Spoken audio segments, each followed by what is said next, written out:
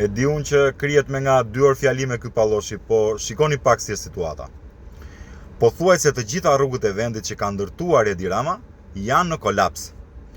Në Korçë po Gradec, bizneset, familjet, të sëmurët e plot njerëz me halle janë bllokuar sepse rruga Ushembe s'po ka dot zgjidhje.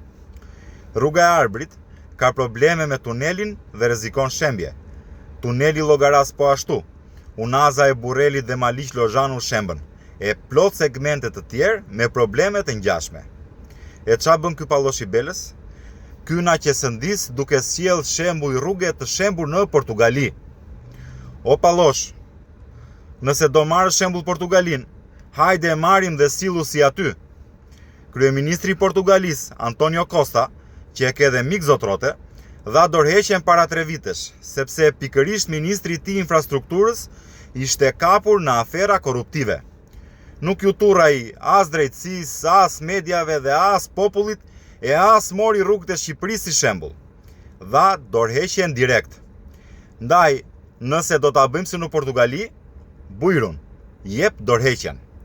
Jepe se ti vdekurje. Kufon politike që të kontrollon grupin parlamentar Belinda dhe bandat, e që praktikisht sot ti nuk kontrollon me asgjë, sepse dhe ministrat e rinj këta ti diktuan. Jep dorëheqjen si ai portugezi, se diçka ka ditur ai për fundin e hidhur të atyre që nuk ikin me të mirë.